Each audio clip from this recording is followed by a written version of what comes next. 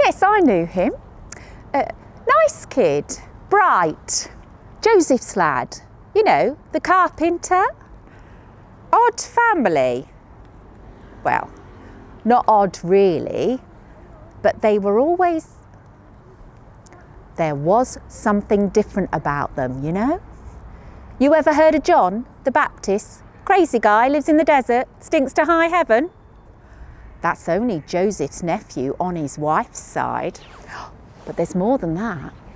I mean, there was the whole census thing, which I'm sure you remember. Joseph had to head back to Bethlehem. You don't need me to tell you that Bethlehem's a hell of a way away. But back then, there was a rumour going around that his wife was pregnant. Oh, what was her name? Oh, I can't remember. Oh, it'll come back to me. And some folk were saying, well, not me, of course, just some people, that she was pregnant before they got married. And here's the thing, no one knew who might have done it. One day nothing, the next there's a baby on the way. It was all very strange and hushed up, of course. Anyway, eventually they come back after the census with the baby in tow. Well, I'll say baby, he must have been 3, maybe 4 years old. Apparently, they'd gone off to Egypt, of all places. Anyway, it was none of my business. Oh, but yeah, I saw him not that long ago. The boy, I mean. Well, man now. When he was still, he'd left his family about 3 years ago now. I don't know why. Well, he'd taken up carpentry like his old man. Oh, God rest his soul. Now, he wasn't married or anything, but his brothers and sisters were doing all right for themselves. And his mother, Mary, that was her name. Knew I'd remember it eventually. Well, she was fit and healthy.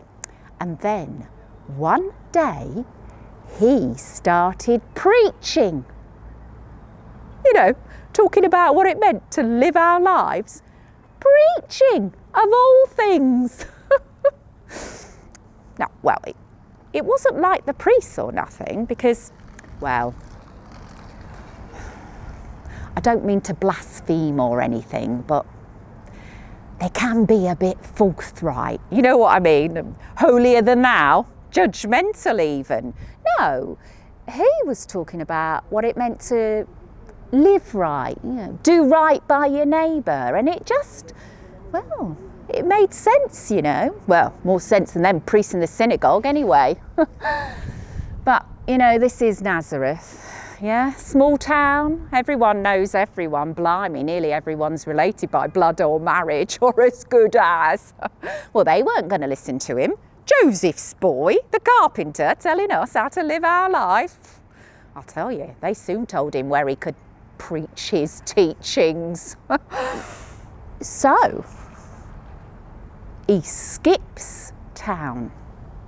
Man of the house just abandons his family. Huge scandal it was for the rest of them. Awful time. His mum's in tears. His Simon, that's his youngest brother, doesn't want to speak to him anymore. Awful time. Oh, but yes, I saw him.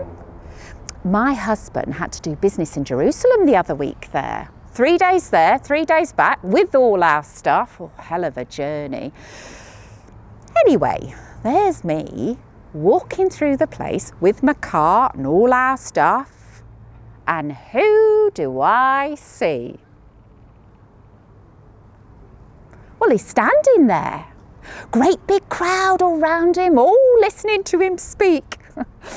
So, I decide to as well. You know, I've got a bit of time.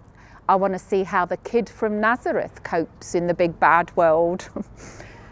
And there's a group of blokes standing behind him, all kind of scraggy looking. Well, he's not looking none too clean himself, if I'm honest. But everyone around him is just standing there, listening. And I can hear his voice, clear as you like. I can't remember too much about what he said, but I do know what it made me. Oh. Listen to me. But it did.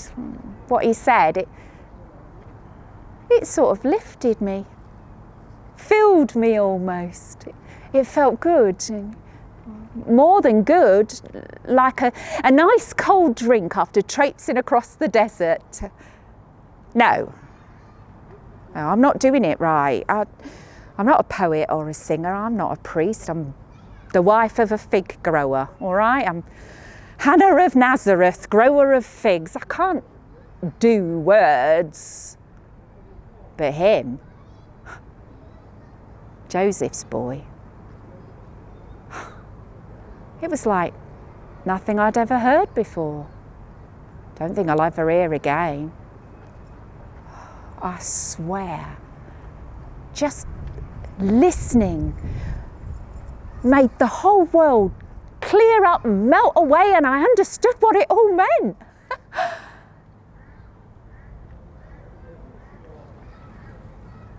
I'd give anything to hear that again, or anything that will make me feel the way his words made me feel.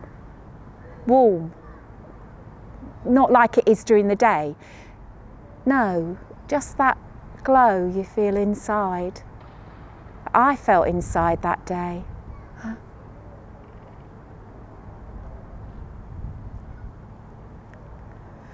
Of course, now I won't hear that again, will I? It's an horrible way to go, that crucifixion. Nailed up like a piece of meat. Now I heard what else they did to him, the whipping, the stones, that crown.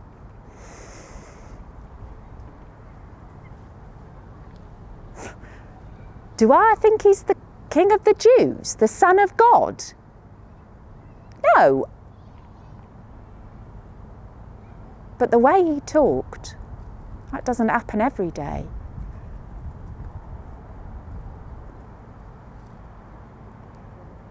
But I just don't think I can see him as anything more than Mary and Joseph's lad, and running about with the other children and chasing after the chickens, and